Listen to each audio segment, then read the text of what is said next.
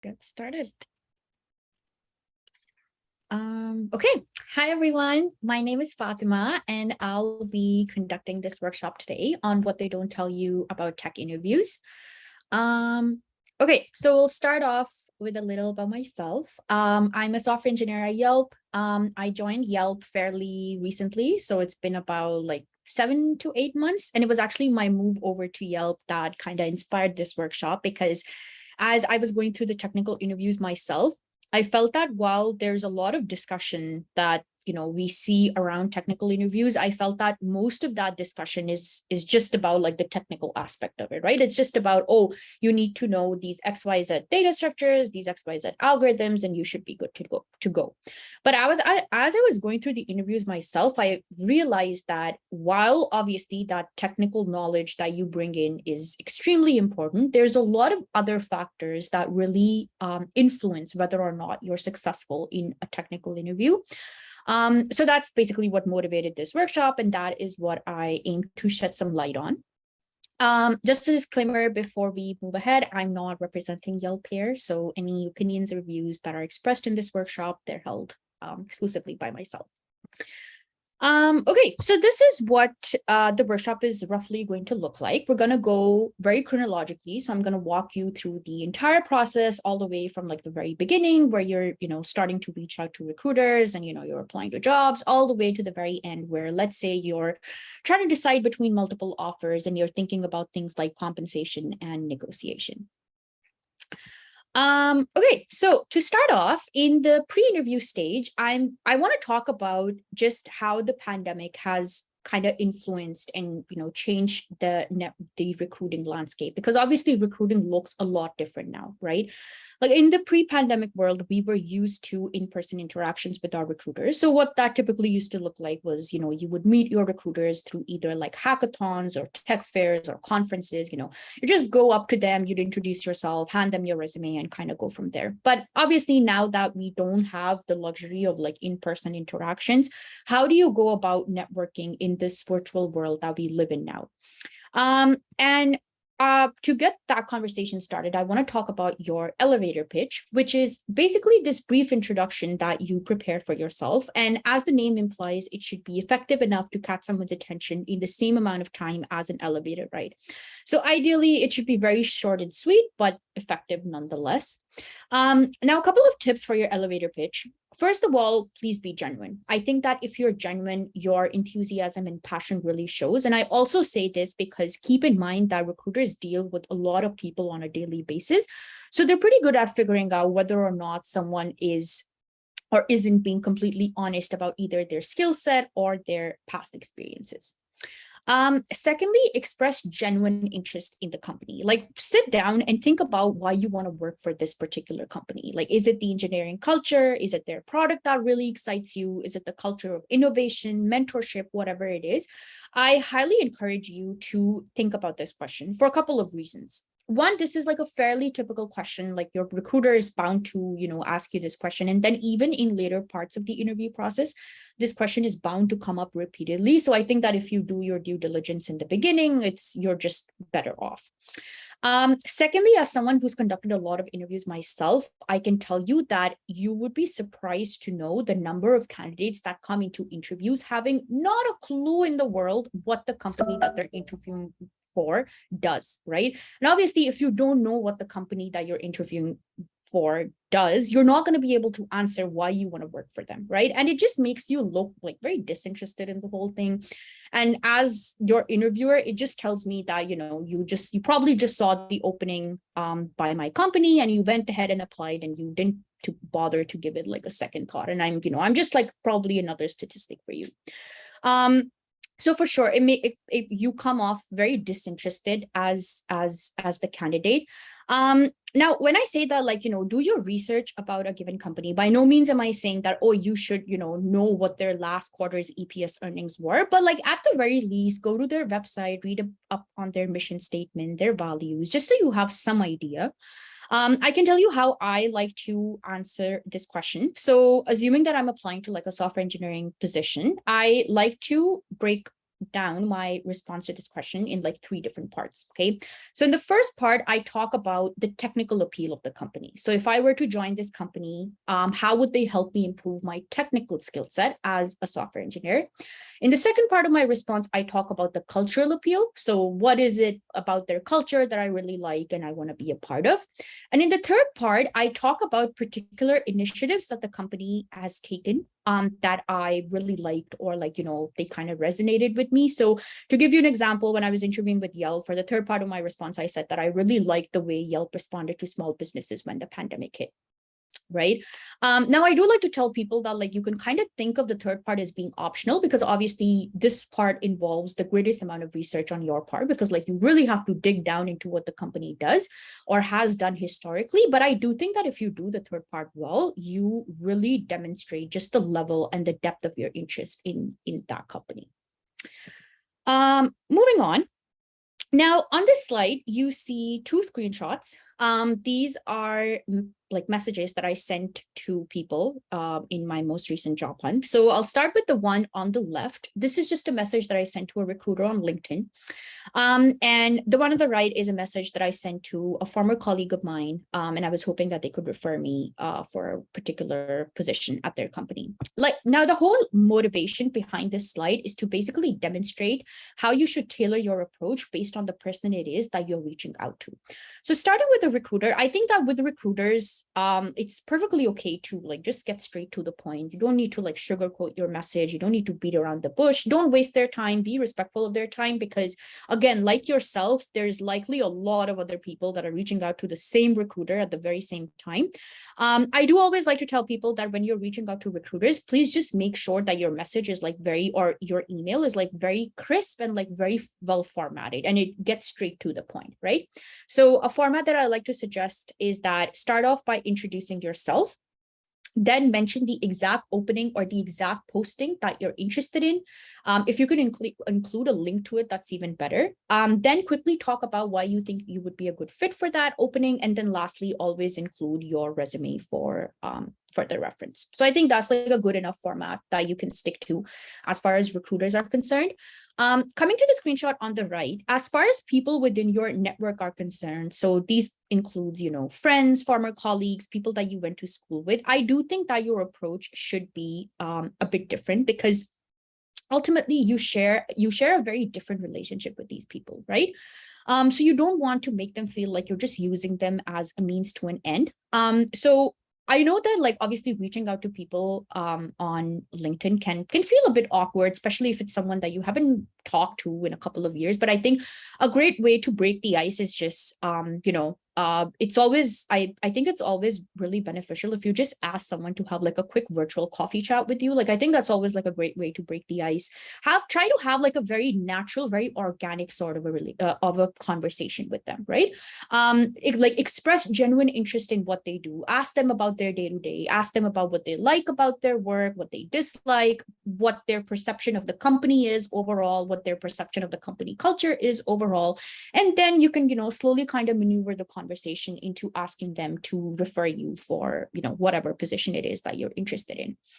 But yeah, like just keep in mind that, when you're reaching out to people within your network, don't just be a straight shooter. Don't just get straight to the point. Have like started off by having like, a very organic sort of a conversation with them. And then, you can kind of maneuver the conversation into asking them to refer you.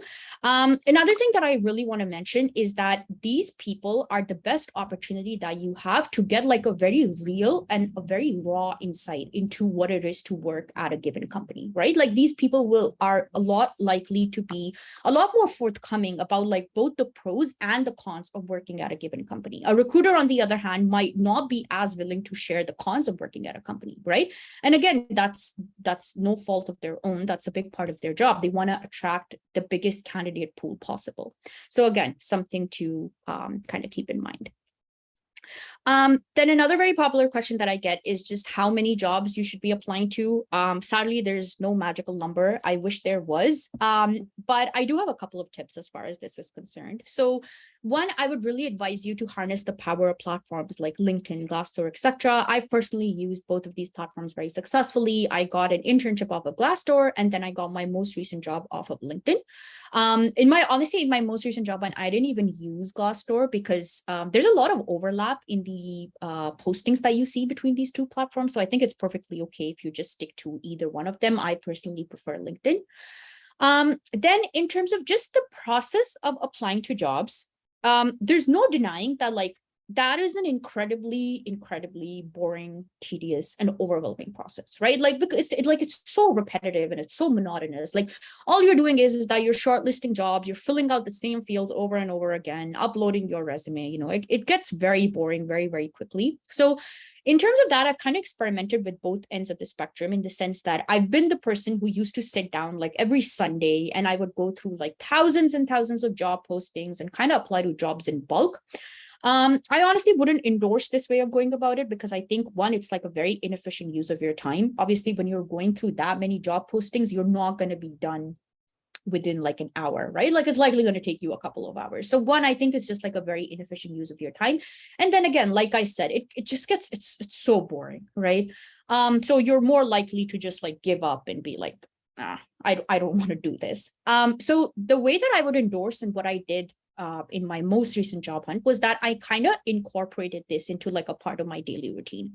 So every day I would set aside anywhere between 30 to 45 minutes where I would just apply to jobs, right? So like a really nice way of going about that is just apply there's a filter on all of these platforms that allows you to filter out jobs that were posted within the last 24 hours.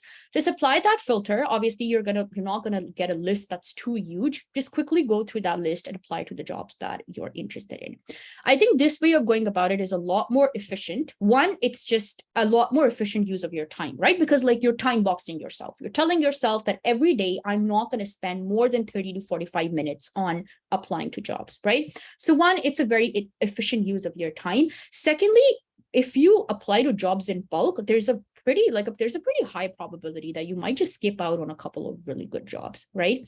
And then third, I think it really takes the pressure off of just the whole process of applying to jobs. Like, I know that for a lot of my friends, the part about looking for a new job that they dread the most is just this process, like this monotonous process of just shortlisting jobs and applying to them.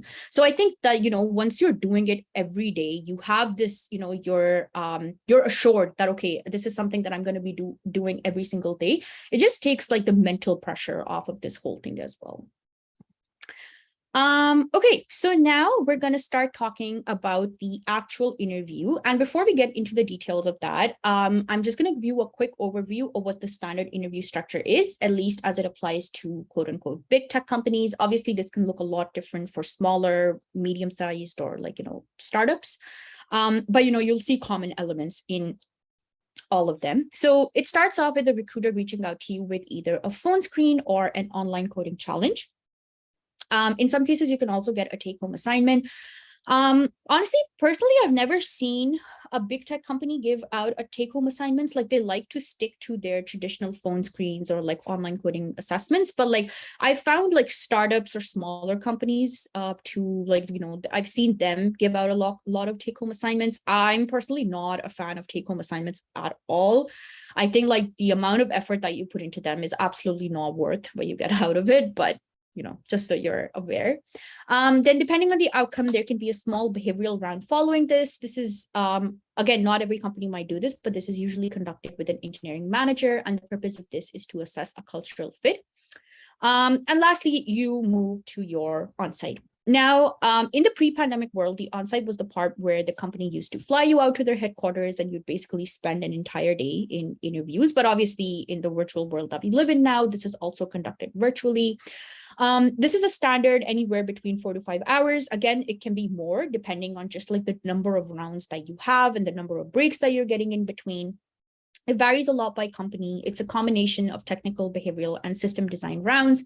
There can be anywhere between 2 to 3 technical rounds, 1 system design, and 1 to 2 behavioral rounds. Now, like I said, you can see a lot of variation as far as the onsite is concerned. So for some companies, for example, like some companies might have kind of hybrid rounds. So like a round would have both behavioral and technical components to it, but other companies might have like dedicated rounds that are either behavioral or technical in nature. So for example, when I was interviewing with Amazon, they kind of had like the hybrid philosophy, right? So like I had 5 rounds in total. Each round was 45 minutes. I would get a 15-minute break between each round. And then for each round, the first 10 to 15 minutes were spent on behavioral questions, and then the rest of the time was spent on technical questions. But like in my interviews with Twitter, for example, they had dedicated rounds that were either behavioral or technical in nature. So again, you can see a lot of variation here. Another thing that I wanted to mention as far as your on-site is concerned is that different companies might offer you different sorts of accommodations for your on-site, right? So for example, when I was interviewing with Twitter, I actually got the option to either do my on-site in like one go, or I could split it across 2 days. Now, again,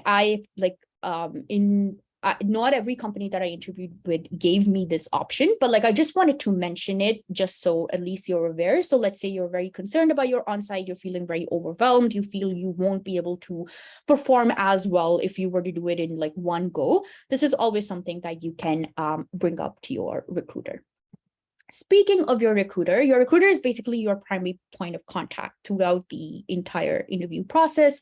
And like leading up to the on-site, they'll inform you of the structure of the interview, the duration, the names of the interviewers, etc. So they'll make sure that you're aware of like the logistics of what your on-site is going to look like.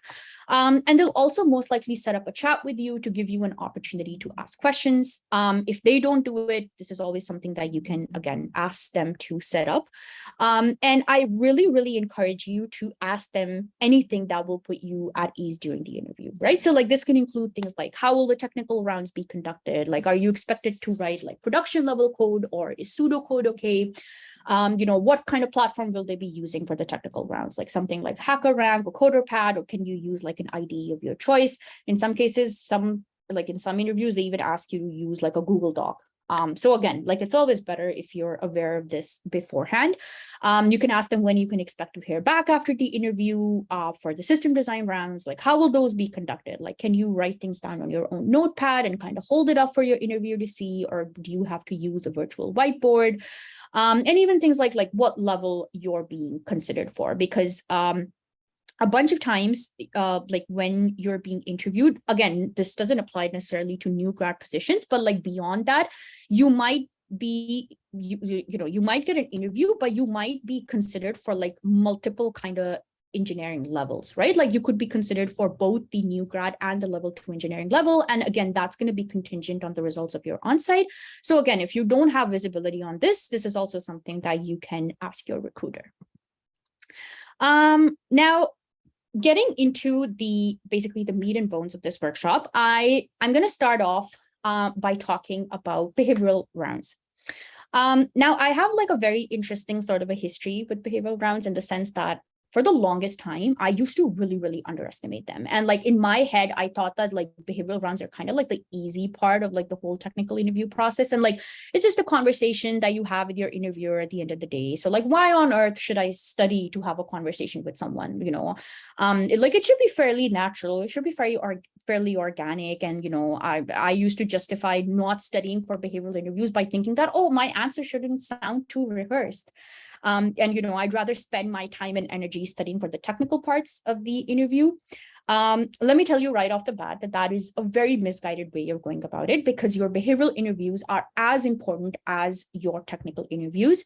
They're not filler rounds. They're there for a reason. And through your behavioral interviews, similar to the technical components of your interviewer is looking for certain signals from you as the candidate, right?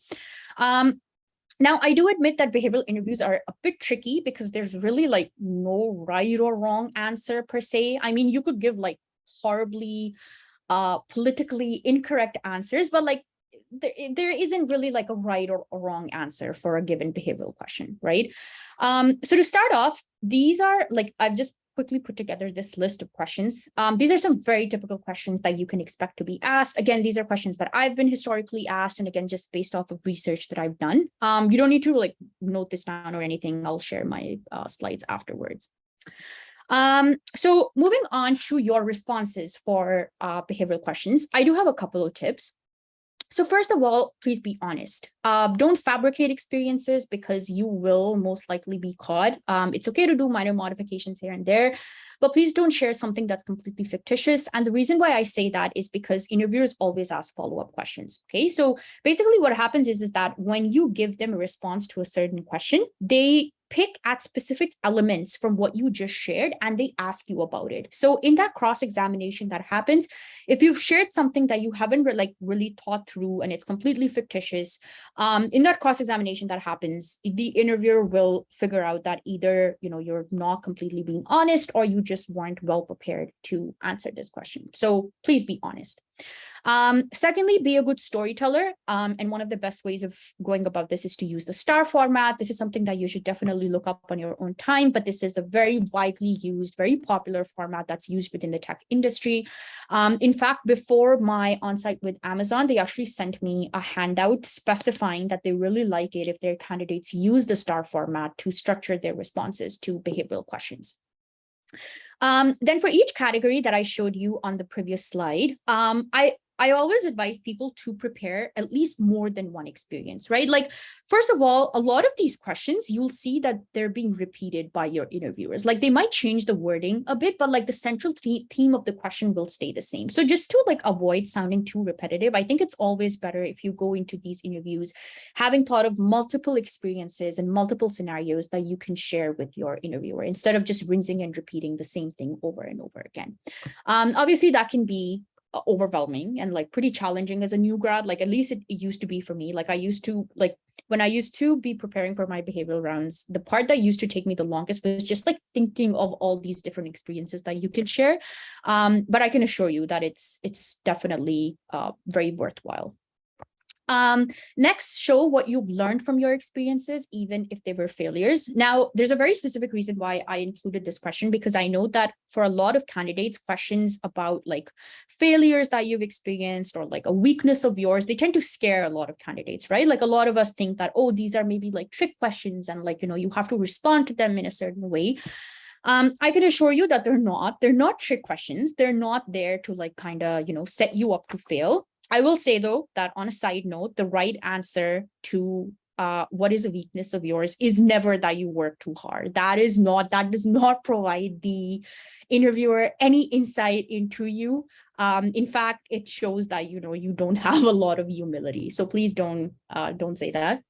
But anyway, coming back to what I was saying. Now, the trick to these sorts of questions is that the interviewer basically wants to see whether you're the kind of person who does self-reflection. Okay, so what is a failure? At the end of the day, every failure or any setback that you experience always presents an opportunity for you to learn and to grow from, right? And that is exactly what the interviewer wants to hear from you in response to these questions. So always keep three different things in mind as far as these questions of these nature are concerned. So one, obviously share your experience, then talk about what you learned from that experience. And then lastly, mention how you kind of changed your ways moving forward from that experience. Because when you incorporate these three distinct elements in your response, you basically show the interviewer that you come full circle, right? Like you actively learned something from your failure, and then you changed your ways moving forward from that failure.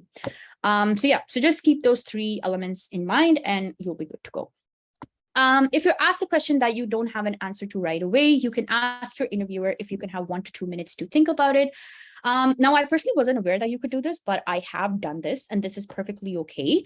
However, I will say that please keep in mind that interview rounds are anywhere between 45 minutes to an hour. So obviously you don't want to be thinking about a question for 5 to 10 minutes at end. Even if you are, your interviewer will just move you on to the next question.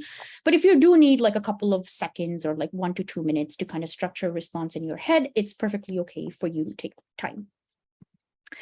Okay, so moving on to the technical parts of your interview. Like I said, I'm not here to tell you what data structures you should know or what algorithms you should know for your interviews. I think there's a plethora of resources available on the internet that will probably guide you a lot better than I can. I'm here to talk about the optimal strategy that you need to have for your technical interviews, because I think that that is something that we do not tend to discuss as much, and that can really make or break your technical interview. So to start off, please keep in mind that questions are kept purposefully vague, and it's your job to clarify them, because a big part of technical interviews is that they're assessing your abilities as a software engineer that go just beyond writing code, right? Like a big part, for example, a big part of being a software engineer is the ability to do requirements gathering. So that means whether you ask good, meaningful, insightful questions, how do you deal with vague specifications in the question prompt? Do you clarify assumptions, or do you just like assume things and move on? So again, those are all things that they're actively watching out for. So please keep that in mind. Also, please keep in mind that in a technical interview, you absolutely do not have the liberty to make any sorts of assumptions, okay? Like if you're even thinking of making an assumption, please discuss it, run it by your interviewer. I'd say the best way of going about this is that even if you're basing your solution off of an assumption, please like quickly make a comment and just like write it down. You'd be surprised to know that like, I don't think it should be a surprise, but like the code that you write in a technical interview, it just doesn't like vanish into thin air once you're done the interview. It's actually saved. And then in later parts of the process, when they're evaluating you as a candidate, they can actually refer back to it to kind of see how you did, what your thinking was, you know, how well do you document your code? How like do you assign good names to your variables, things like that, like for style and whatnot. So again, like just put your best foot forward. So like, yeah, like I said, if you're basing your solution off of any sort of assumption, the best way of going about it would just be like make a quick comment and note it down. Because when they're referring back to your code and when they're evaluating your approach, they'll be able to read all the comments that you made, and they'll be able to understand like the kind of mindset or what your approach was, based off of like kind of how well documented your code is, right? And again, if your code is well documented, it's a great testament to your communication abilities as a software engineer as well. So overall, I think that is a great way of kind of addressing this. Write down test cases, specifically corner or edge cases. And I'm saying this very early on because I know that as software engineers, myself included, we tend not to think about testing. Like we don't like thinking about testing. And like you cannot convince me otherwise. Like we don't like to think about testing, and even if we're forced to, we'll like delay it as much as we can, and we think to ourselves that, oh, I'll just like I'll think about it once I'm done working on like my code, right? In a technical interview, you absolutely cannot do that. You need to show your interviewer that you're thinking about testing even before you've started working on your code. Okay, so even before you've started working on your solution, identify corner or edge cases, and again, quickly note them down because you're going to refer back to them later on. And then quickly work with your interviewer to see what the expected test outcome should be for these test cases, right? Because again, like you immediately get the, you immediately know whether you understood the question correctly. Like you don't want to be stuck in a situation where you didn't clarify the corner cases. You dove right into the solution, and then 40 minutes into the interview, when you get to the end of the interview, you realize that you hadn't even understood the question correctly, right? Like you basically wasted the entire interview. So it's always better that you identify the corner or edge cases, write them down, and then quickly work with your interviewer to see what the expected test outcome should be. Communicate effectively, talk things out loud, discuss trade-offs, different strategies that you're considering, etc. Please don't be that person who, just goes off into the corner and, you're suddenly working on the problem. Like if you think that, oh, just because you got the right solution, but you were quiet throughout the entire process, if you think that's going to get you the offer, I can assure you that it won't, because your interviewer has no insight. They have no idea into what your process was, into what your approach was, right? And the only way that you can do that is by communicating effectively with them. I can personally tell you that I've been in a lot of interviews where I was nowhere near like the optimal solution. I was maybe like anywhere between 60 to 80% there, but just because I was communicating very well throughout the entire interview, like I was walking the interviewer through my, the different approaches or the different strategies that I was considering. Just because I was communicating very well, not only was I able to pass those interviews, I actually got great feedback about those interviews as well. So please, this is extremely important. Communication is so integral to your success in a technical interview.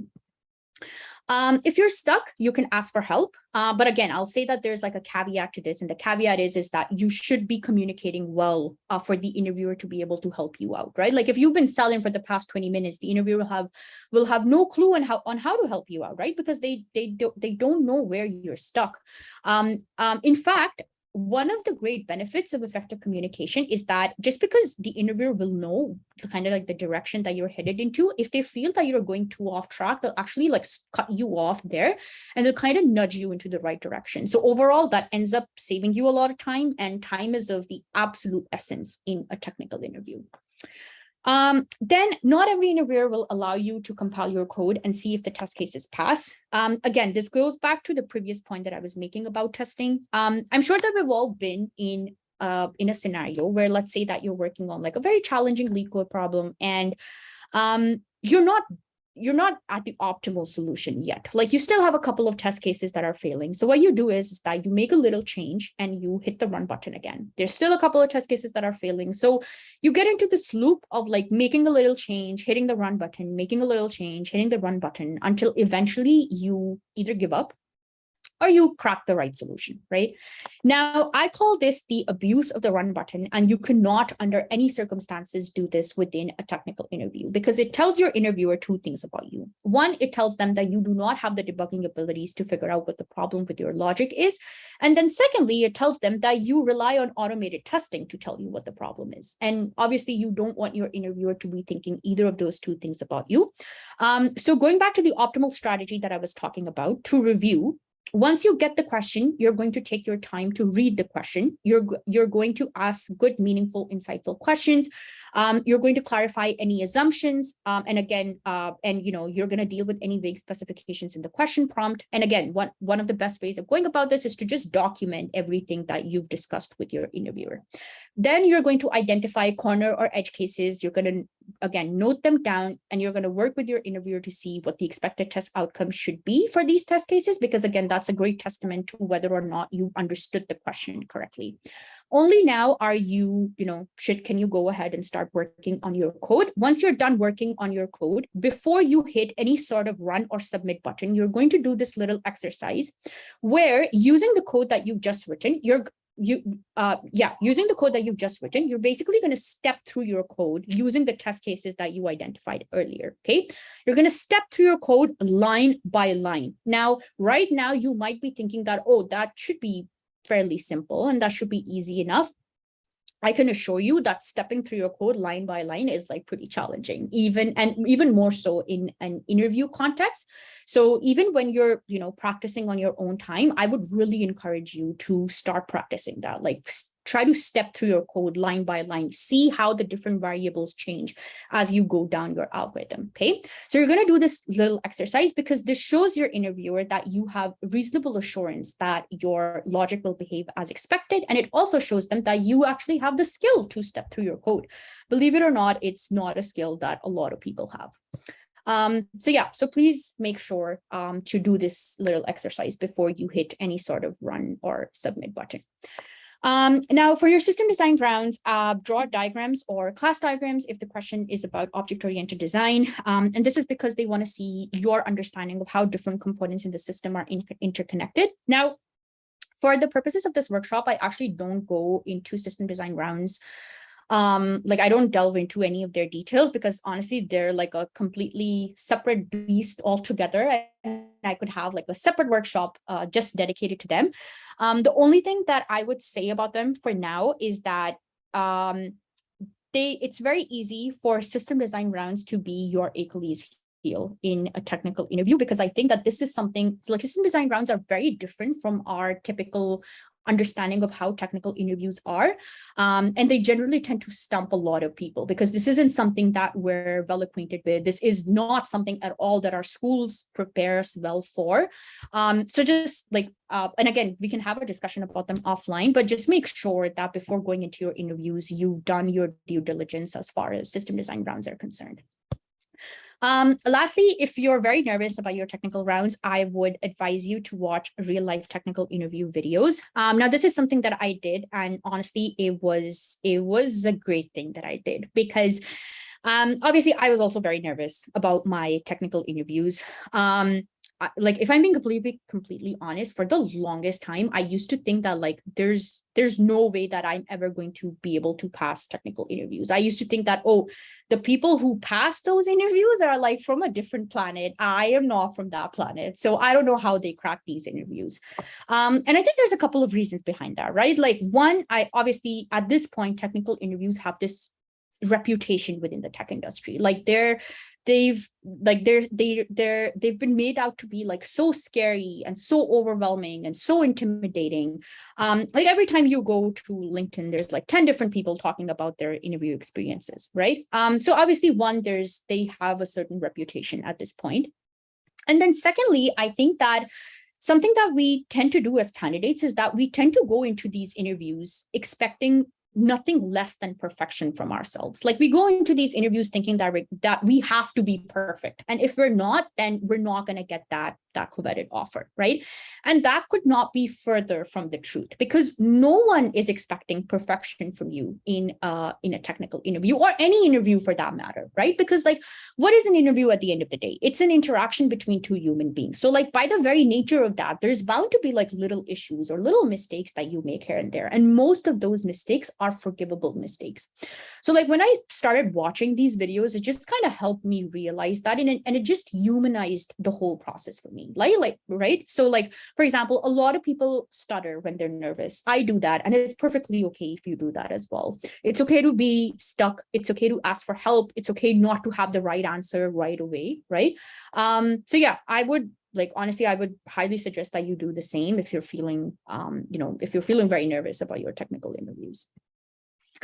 Okay, so in the post interview, I want to first quickly talk about, just give you like a quick insight into what happens behind the scenes once you're done your interviews, because again, I think as candidates, we tend to have this tendency to assume the worst, right? Like just because you're not hearing back after an interview, it's very easy to think that, oh, we've probably been rejected. And that might not necessarily be true. So basically what happens is that once you're done your interviews, your recruiter puts together this package for you that includes your resume, any code samples that you submitted in the interview process, and then feedback from all the interviewers that met you during your interviews. And then this package is then sent over to the hiring committee, which makes the final decisions as to whether or not an offer is going to be extended to a candidate. Again, this applies for like kind of big tech companies. Now, the frequency at which hiring committees meet can look very different based on the company it is that you're interviewing with. So for some companies, I know that hiring committees tend to meet as often as 3 times a week. So obviously with those sorts of companies, the turnaround time is going to be very quick. You're likely going to hear back about, with regards to your offer within like 1 to 2 days. But obviously, like I said, this can look very different based on the company. So that's why there might be some gap between once you finish your interviews and then once you hear back about the results of your interviews. This was like a very, very high level overview of how hiring committees work. This is, if you're interested, definitely go read up about this on your own time. Google, for example, is very famous for how their hiring committees work. Now, in case you're rejected, obviously that's not an outcome that any candidate hopes for. But I do think that like there's a professional way of going about it. Please don't be that person who, once you get the rejection email, you just read it and like off to the junk folder, out of sight, out of mind. Please don't do that. There's a much better professional ways of going about it. First of all, please thank your recruiter. Your recruiter is someone who's with you from the very beginning, right? So just like you've invested a lot of time and energy into this company, they've also done the same. So please thank them. And if company policy allows, you can ask them for feedback. Now, bigger tech companies actually have explicit policies against giving feedback. So they'll just straight up tell you that we don't share feedback, but smaller companies are usually pretty okay. I personally asked 2 of the companies that I interviewed with for feedback, and they were very gracious enough to share with me. And obviously that feedback is just invaluable, right? So something to keep in mind. In case you accept the offer, that's perfect. Again, thank your recruiter, but please be mindful of other companies that you might have interviews scheduled with. Please don't ghost anyone. Don't waste anyone's time. Respectfully let them know of your decision. In case you reject the offer, again, thank your recruiter. And basically in all scenarios, I always tell people that it's always beneficial never to shut the door completely on a given company unless you saw some explicit red flags in your interviews with them. I think it's always better to propose staying connected for future opportunities, because this way, not only does your network continue to grow, but the next time that you're in the job market, you'll have some solid places to start from. And just to kind of give you an example of this post-interview etiquette, this is an email that I sent out to a company that I was no longer interested in interviewing with. It just has everything that I mentioned. I thanked them for their time. I told them that I had a great interview. I had a great experience meeting all of their interviewers, and that I would love to stay connected for future opportunities. Okay, so this is the last and final part of my presentation. This is something that I'm very passionate about. I love talking about this for a couple of reasons. One, this is something that I didn't do, ironically enough. So I actually knew about negotiation throughout all of my undergrad, right? I was part of I went to Waterloo, so I was part of the Women in Computer Science undergraduate committee. So, I had a lot of mentors there, and they, from second year onwards, they drilled into me the importance of negotiating. But funnily enough, by the time I got to I got to my first full-time offer, I just chickened out of it. By that, I don't know what happened to me at the time, but I think I just got so conscious of myself, and I felt so kind of underconfident about what I was bringing to the table. I was like, I don't think it's justified for me to ask for more money. So yeah, so one, I didn't negotiate the first time that I was presented with the opportunity to do so. Secondly, the reason why I like talking about this is because I think there's a huge lack of awareness as far as negotiation is concerned. I know that there's so many people out there who are not even aware that you absolutely can and should negotiate your offer. And lastly, I think there's also a lot of awkwardness that surrounds this conversation, which I will talk about. But to get us started, I'm going to first give you a quick overview of what typical compensation packages in tech are like, because they can have a lot more components than what we're usually used to. So there's a base salary, which I think is pretty standard. And this is usually the most difficult to negotiate. Then there's your restricted stock units, or your RSUs. This is basically company stock. But what you need to understand about your RSUs is the vesting schedule. Okay, so let's say that tomorrow you sign a contract with a company and they grant you 100K worth of RSUs. Now, typically companies follow a 4-year vesting schedule. And what that means is that each year, 25% of your RSUs vest. Your RSUs only hold any monetary value to you once they have vested. Okay, if they haven't vested, they're worth $0 to you. Okay, so coming back to the example that I was talking about, if you sign a contract tomorrow and you're granted 100K worth of RSUs, at the time of signing the contract, your RSUs are worth $0 to you. However, after your first 1-year anniversary of working for that company, 25% of your RSUs will vest. At this point, they're just company stocks. So you can either choose to sell them, or you can, keep them, you basically do whatever you want with them. But so yeah, you need to, for your RSUs, please make sure that you understand how the vesting schedule works. If you see you've been granted 200K worth of RSUs in your contract, don't start jumping in excitement, because there's a vesting schedule involved there. There's a yearly bonus. Again, these are, I think, pretty standard. It's a set percentage of your base salary, and this is prorated. So what that means is that if you've worked for a company for half a year, your yearly bonus will be half of what it would have been if you worked there the entire year. I will say, though, that something that I've noticed about yearly bonuses is that they really tend to differ based on kind of the industry that you're in, even within tech. So I used to work for a trading firm earlier, and trading firms are kind of notorious for having huge yearly bonuses, right? The company that I worked for, their yearly bonuses could be at anywhere between 10 to 20% of your base salary, which is pretty huge. But again, like I said, different companies do this very differently. I've also worked for other companies where yearly bonuses can be as small as like 2.5% of your base salary. So again, you can see a lot of variation here. Lastly, there's a signing bonus, and this is usually where you have the most room to negotiate. However, please keep in mind that your signing bonus is a one-time thing. You only get it in the first year that you sign the contract, right? So like if you're calculating what you're going to be making past the first year, it's just going to be your base, your RSUs that vest that year, and then your yearly bonus. Then as far as research about compensation numbers is concerned, obviously, talk to your friends, see if they're comfortable sharing their packages. And I always think it's always better to talk to friends across different companies, because I think it just gives you a much better idea of what the market might be willing to offer you. So, talk to a friend who's working in the same role as you at, like, say, a bank versus like a hedge fund versus like, a big tech company. As far as resources online are concerned, I actually wouldn't recommend Glassdoor because it can be pretty unreliable. I would recommend something like level.fyi. I've personally used it and I would recommend it to everyone for a couple of reasons. One, Levels breaks down salaries for you into these different components that I just mentioned. Secondly, it also shows you how salaries differ based on location. So keep in mind that you could be working for the exact same company in the exact same team, but you could be making something very different if you're, say, based in San Francisco versus Toronto versus London. So Levels offers you that sort of a transparency as well. And then lastly, it also shows you how salaries differ based off of the engineering level that you're at. So overall, highly, highly recommended resource. Then please never accept an offer as soon as it's presented. This is actually called negotiation 101. And like your recruiter will likely call you to discuss your compensation package. And at this time, just jot down the details, thank them, and ask them for how long you have to accept the offer. And the reason why I say this is because a lot of offers in tech are called exploding offers. And that's because you usually don't have a lot of time to accept the offer, usually like a week or maybe 10 days. So it's always better to have like a tentative timeline in mind.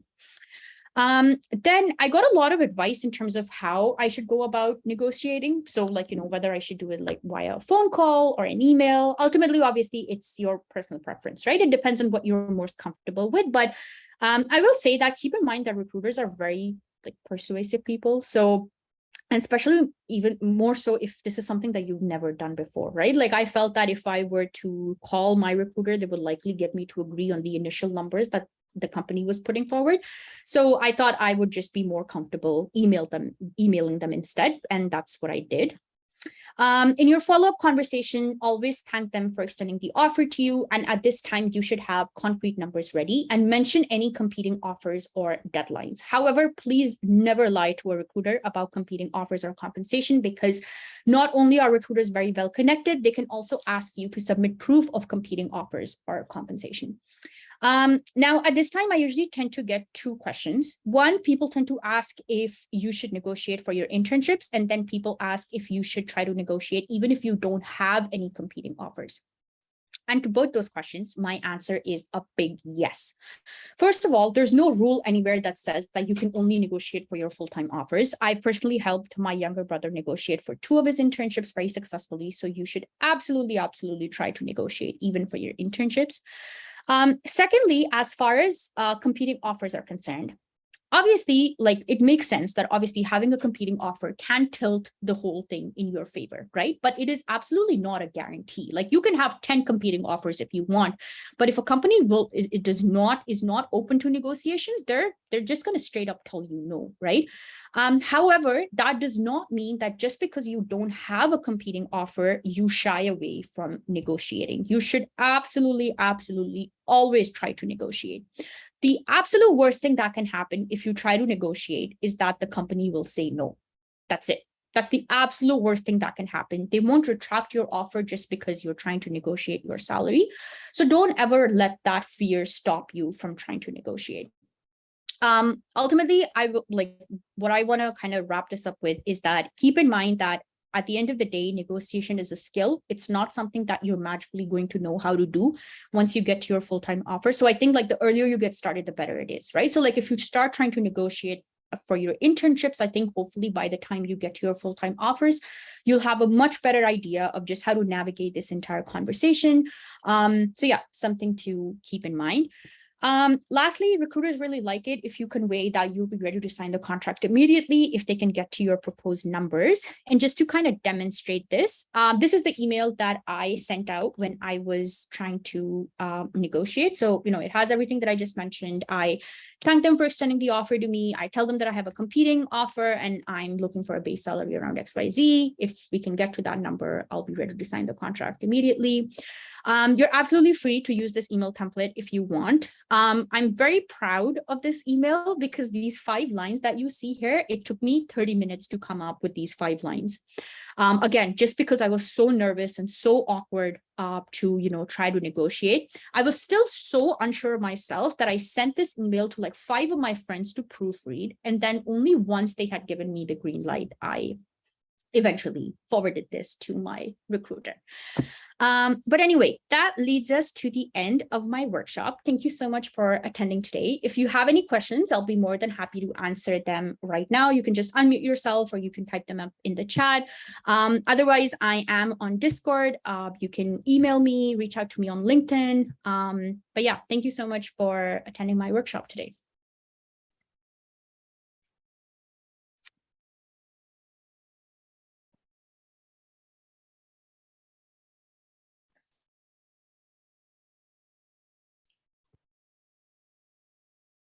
I guess we'll just wait for a bit just for like any questions, but like I just want to say thank you from like the TOHacks team. Those were like super helpful and really great presentation. My pleasure. Thank you for having me.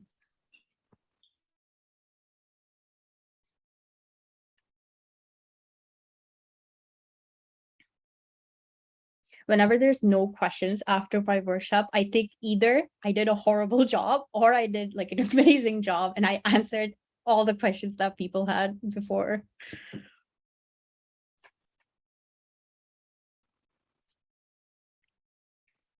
There's a thing that one of my coworkers says, and it's like silence is golden. So silent, you're good. Yeah, if you have a question, just go ahead.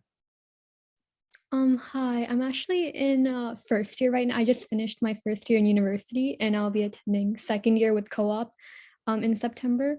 And my question was like, if you don't have any experience and you're going to apply it to co-op, like what would they look for? Like what exactly do you have to show? Then they look for basically side projects. So like they want to see some sort of proof or like some sort of testament to your technical ability, right? Or just like the level of interest that you have. So then they look out for side projects. They're basically looking out for projects that you've done on your own time because it shows them that, oh, this person is like really passionate about tech. So yeah, so that's essentially what they look out for. I think one of the best ways to kind of go about that is just continue participating in hackathons. I think hackathons are an amazing way to build side projects. Plus, you get to work within like a team setting. So again, that's also a great skill to have. And again, that's something that interviewers really look out for, whether or not you can operate within a team. So yeah, again, like you can always work on side projects on your own time as well. There's so many tutorials on YouTube that will allow you to do that. But I think hackathons are always like an amazing way to build something. And again, one of the great benefits that hackathons offer is that you don't have to build it from scratch, right? Like because it's a team effort. So you're all contributing a little to the project instead of just being responsible for the entirety of it. So yeah, that's basically what they look out for. Okay, thank you so much. No problem. Okay, do you have any tips for getting your resume to stand out to recruiters? Oh gosh, so many. One, obviously, like have like a visually appealing resume. Like there is definitely a huge visual component to resumes. I don't know if you read the statistic that like on average a recruiter only looks at a resume for like 6 to 7 seconds, and personally speaking, that's actually very true. Like I've reviewed a lot of resumes and that is legitimately the amount of time that you look at a resume. Obviously, if one catches your eye, that's great. but yeah, that's usually the amount of time that you look at a resume. So yeah, so one, obviously there's a visual component to it. Then, you know, just make sure that like you've proofread it and things like that, obviously, right? Then yeah, like if you have like really cool side projects, that always catches people's attention. Like I don't want to say that like don't, like obviously when you're starting out, like, you know, you're going to start off with like a basic sort of a project. It can be like a website or like a portfolio website that you create for yourself. That's perfectly okay. I'm not going to judge you for that. But I do think that like with like people that are really passionate, their projects kind of reflect their passion. And like it's always a lot of fun to you know, read resumes that have like really interesting, really cool sort of projects on them. So I would say your projects for sure. And again, I think I'm giving you all of these tips assuming that you don't have any work experience. Obviously, if you do have work experience, then I want to see what you did in your work, right? And again, I always tell people that there's a difference between a resume that just lists things that you did versus a resume that conveys the impact of the work that you did, right? So let's say that you're working for a company and you redid their website, and then there was like an increase of traffic by like 25% just because of the changes that you made. I'm interested in that 25%. I'm not really interested in the fact that, oh, you changed someone's website, right? So always make sure that your resume is conveying the impact of the work that you've done. But yeah, if you want to get your resume critiqued by me, I'm more than happy to do so. You can email me or you can reach out to me on LinkedIn. Do we have to ask you for specific times to no, just reach out to me again, email me or reach out to me on LinkedIn and we can set something up. Shouldn't be too bad. Do you have a template for resume? I don't have a template. I'd be more than happy to oh, I do have a resume bank that I always refer to people. Again, I went to Waterloo and Waterloo's huge on co-op. So they have like a resume bank that I always share with people. I think it has some really nice templates in there that you can use for kind of inspiration. So if you just reach out to me, I'll be more than happy to share it with you. And again, I can always critique your resume for you as well.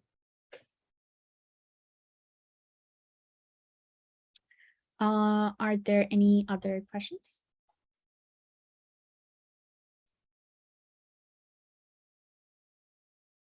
Yes, you cannot have a 2-page resume at this level. I'd say even like if you have 10 years worth of experience, do not have a 2-page resume. I can assure you that most recruiters are not going to read a 2-page resume. So yeah, if you have a 2-page resume, you need to condense it down to 1 page. But yeah, if there's no other questions, I'll log off for now. But yeah, you know where to find me. But yeah, again, thank you so much for attending my workshop today. Take care. Bye.